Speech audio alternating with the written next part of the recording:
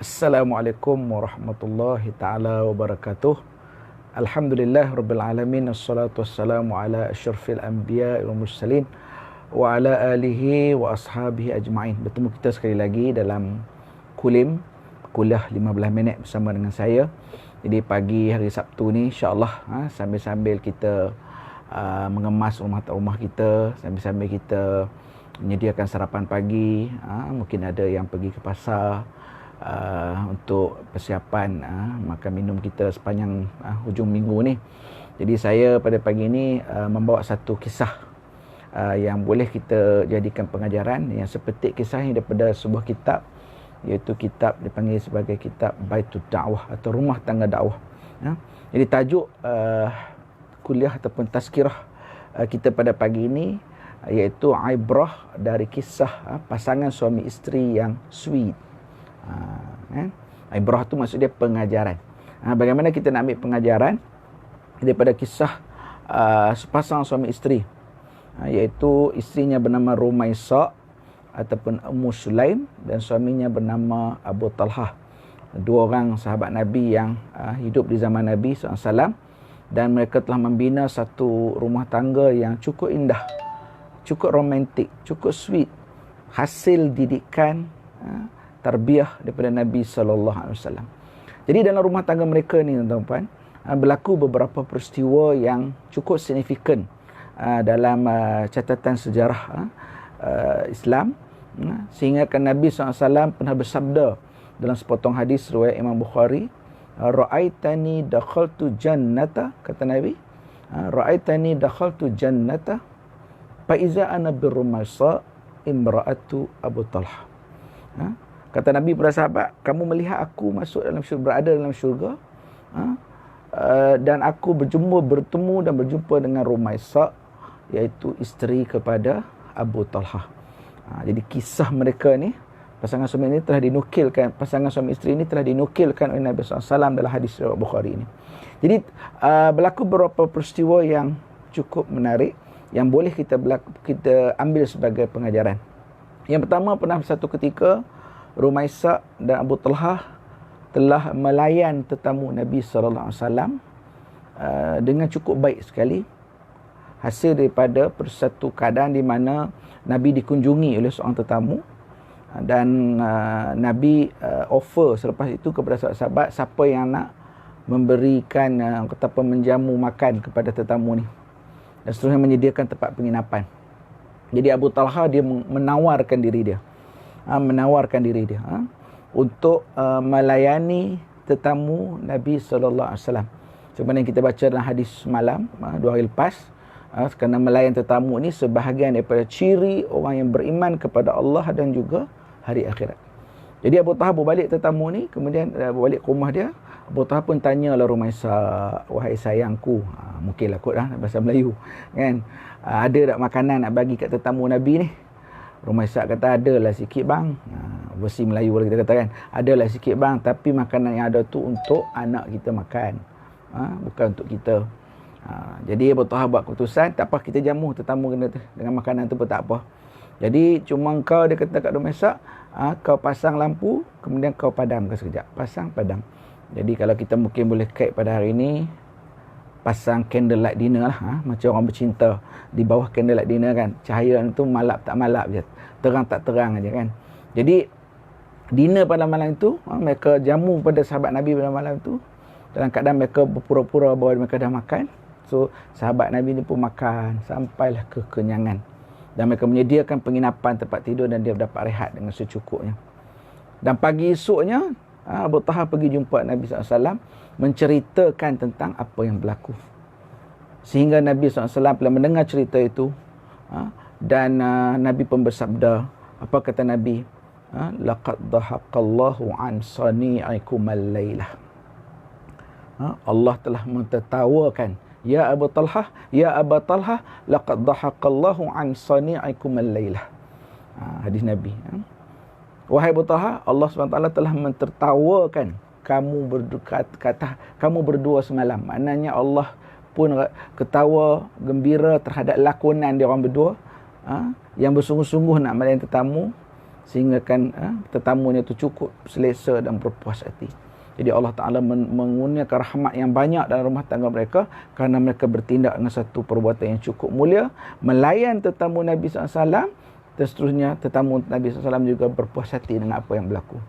Dan peristiwa yang kedua berlaku juga pada satu ketika Rumaisak pula nak jamu Nabi SAW makan. Tadi atas Nabi tawarkan sahabat siapa yang nak jamu tetamu dia makan. Kali ini Rumaisak pula menyediakan makanan dan berhasrat untuk menjamu Nabi SAW untuk makan. Kemudian Rasulullah pada selepas siap dah masak, Rumaisak minta anak dia Anas untuk pergi panggil Nabi SAW. Bila Nabi pergi panggil Nabi ketika itu berada bersama dengan sahabat-sahabat yang lain, dan pula Anas beritahu kata nak jemput Rasulullah untuk makan di rumah dia, kerana mak dia dah masak. Kemudian Nabi isytihar pada sahabat, wahai sahabat-sahabat semua, jomlah kita pergi rumah Abu Talhah, kerana mereka menyediakan makanan untuk kita. Nabi pun bawa semua sahabat-sahabat yang ramai ni. Bila sampai semua sahabat-sahabat yang ramai di rumah Abu Talhah dan Rumaisak, Abu Talhah pun macam bimbang dan risau jugalah sebab makanan untuk Nabi, tapi Rasulullah ajak ramai. Pada ketika itu Abu Talhah tanya kepada Rumaisak, macam mana ni? Rasulullah bawa ramai ni. Ketika itu Rumaisak, wanita yang hebat, wanita yang kata apa, beriman dan bertakwa pada Allah, apa kata Rumaisak? Lebih kurang kata dia, Nabi SAW tahu apa yang dia buat. Jadi Rumaisak beri kepercayaan. Rasulullah tahu, Rumaisak tahu mesti ada hikmah di sebalik itu. Jadi apa strategi Nabi gunakan? Nabi panggil sahabat-sahabat masuk makan ke dalam rumah Abu Talhah. Tidak serentak semua, tetapi 10 orang dulu. Panggil 10 orang dulu makan. Lepas tu masuk 10 orang yang lain dan bergilir-gilir, sehinggalah semua sahabat-sahabat dapat makan dengan kekenyangan.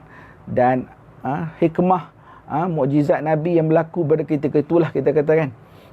Kehebatan Nabi SAW pada ketika itu, makanan yang ada tu pun masih banyak lagi, tidak terluak. Kerana hikmah dan doa daripada Nabi SAW kepada Rumaisak dan juga Abu Talhah. Dan yang ketiga, berlaku satu lagi peristiwa di mana dalam rumah tangga mereka berlaku kematian.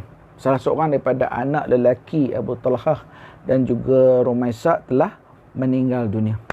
Dan pada ketika anak dia meninggal dunia, Abu Talhah ketika itu tidak berada di rumah.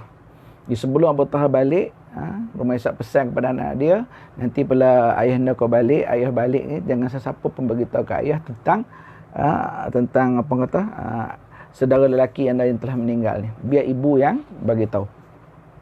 Jadi kemudian Abu Talhah pun balik daripada perjalanan yang jauh, sampai di rumah, Rumaisak tak terus bagi tahu. Kan, tak terus beritahu, tak terus nak jerit dan sebagainya, begitu tak. Dia layan suami dia balik dulu, suami dia pun dia sambut suami dia.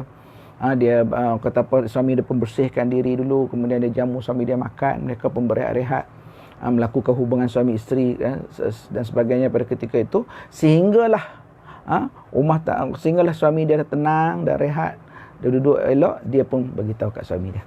Ini hebat Rumaisak ni, kan.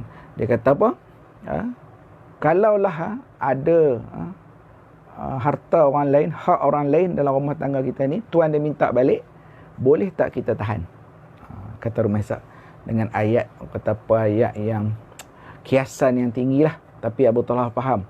Dia kata boleh tak kita tahan kalau ada tuan dia nak balik barang yang kita ada kat rumah kita ni, sedangkan yang kita ada ni memang hak milik tuan dia dan tuan dia minta balik. Abu Talhah kata apa? Tak boleh, kita tak boleh tahan, biarlah dia berlaku. Dan jadi itulah, kemudian Rumaisak sambung lagi, dia kata itulah yang berlaku kepada anak anda kita. Dia telah kembali kepada Maha Pencipta, Tuhan yang memiliki diri dia. Kemudian Abu Talhah pun bertenang dan terima perkhabaran itu dengan berita yang baik, dengan tenang. Tak ada rasa terkejut dan sebagainya. Kerana kehebatan isteri dia ni menyampaikan sesuatu mesej yang kita katakanlah kematian ni sesuatu mesej yang menyedihkan lah.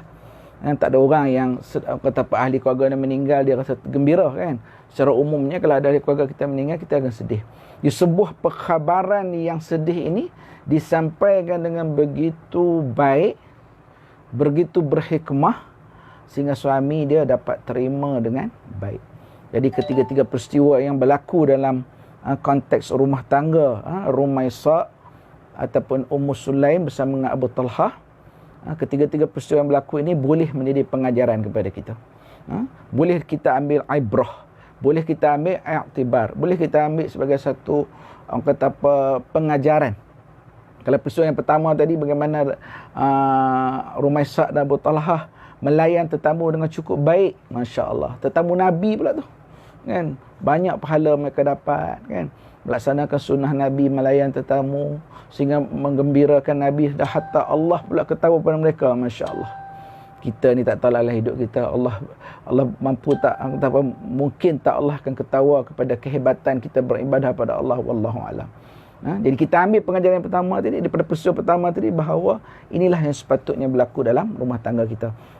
Maknanya melayan seseorang tetamu yang datang ke rumah kita itu adalah merupakan sunnah yang cukup hebat daripada yang ditinggalkan oleh Nabi kita SAW, yang disukai oleh Allah Subhanahu Wa Taala. Dan yang kedua sama juga, iaitu memberi makan kepada tetamu. Dan peristiwa kedua, apatah lagi Rumaisa beri makan kepada sahabat Nabi dan juga kepada Nabi sendiri. Dan kalau hari ini kita dah tak ada sahabat Nabi, kita dah tak ada Nabi, Nabi kita dah wafat, tetapi menyediakan makanan kepada tetamu, kepada jiran, kepada saudara mara yang datang rumah kita, itu juga satu kemuliaan.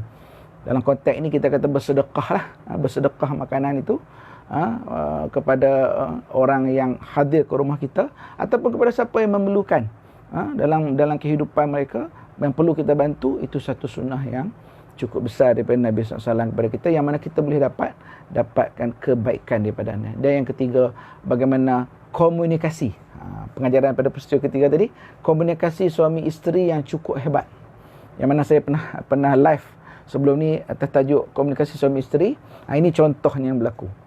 Hebatnya komunikasi seorang isteri kepada suami dan suami kepada isteri ni, yang cukup berhikmah, walaupun menyampaikan satu peristiwa yang menyedihkan, yang berat hati nak dicakap, berat hati nak disampaikan, tetapi disampaikan dengan cukup berhikmah.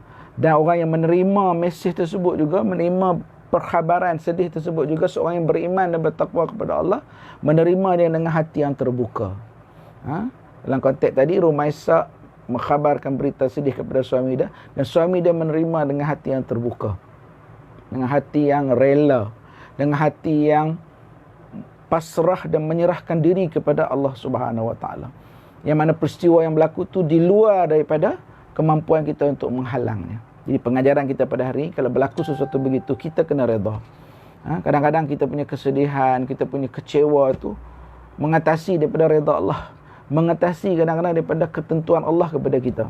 Sedangkan Allah dah tentukan perkara tersebut berlaku kepada kita, kita kena redha dan terimanya dengan sepenuh hati, dengan penuh keimanan dan juga ketakwaan kepada Allah Subhanahu Taala. Itulah tiga peristiwa yang cukup baik, cukup signifikan yang berlaku dalam rumah tangga pasangan suami isteri Rumaisa dan Abu Talhah, di mana mereka telah melaksanakan ketiga-tiga situasi tadi dengan cukup baik, sehingga Allah Subhanahu Taala melimpahkan rahmat yang banyak dalam rumah tangga mereka. Kalau kita tengok anak-anak yang lahir daripada pasangan suami isteri ini, seperti Anas bin Malik, beliau adalah merupakan salah seorang sahabat Nabi yang meriwayatkan hadis yang banyak, ribuan. Dikatakan dalam kitab sejarah, dalam konteks hadis jihad sendiri, Anas meriwayat lebih daripada 2000 hadis berkaitan dengan jihad saja. Dan anak-anak Rumaisa dan Abu Talhah yang lain seperti Al-Barra, disebut dalam kitab Baitul Da'wah, salah seorang sahabat Nabi SAW, anak kepada Rumaisa dan Abu Talhah ni yang bernama Al-Barra. Al-Barra ni dia makbul doa dia. Waktu dia pergi dalam satu peperangan, Rasulullah minta Al-Barra yang bacakan doa, dan Rasulullah kata doa Al-Barra ni makbul. Al-Barra berdoa, jadi Allah menyelamatkan kata sahabat-sahabat dalam peristiwa tersebut. Jadi inilah tuan-tuan dan puan, sahabat mati sekalian, kita bina sebuah rumah tangga yang hebat. InsyaAllah Allah akan berkati kehidupan kita, dan kalau kita dapat zuriat, mudah-mudahan zuriat kita menjadi zuriat yang beriman dan bertakwa kepada Allah Subhanahu Taala, sama ada mereka terlibat dalam pelbagai bidang, apa saja bidang dalam kehidupan mereka, mereka mengekalkan ciri mereka sebagai anak yang soleh, anak yang solehah. Dan insya-Allah setentunya anak yang soleh dan soleh inilah yang akan mendoakan kita suami isteri, ibu dan ayah, ketika mana kita kembali kepada Allah Subhanahu wa taala. Saya kira itu saja dapat kita sama-sama bersiaran live pada pagi ini dalam satu tajuk yang berkaitan dengan kehebatan sepasang suami isteri, hasil daripada didikan Nabi sallallahu alaihi wasallam, dan insya-Allah mudah-mudahan kita dapat jadikan iktibar dan pengajaran yang baik kepada kehidupan kita. Wallahu alam, saya mohon maaf atas salah dan silap. Saya mohon ampun daripada Allah Taala. Insya-Allah kita bertemu dalam kulim yang akan datang. Kuliah 15 minit Ustaz Nur Zaidan bin Haji Ahmad. Wallahu alam, aqulu qali hadza wa astaghfirullah li wa lakum. Wassalamualaikum warahmatullahi wabarakatuh.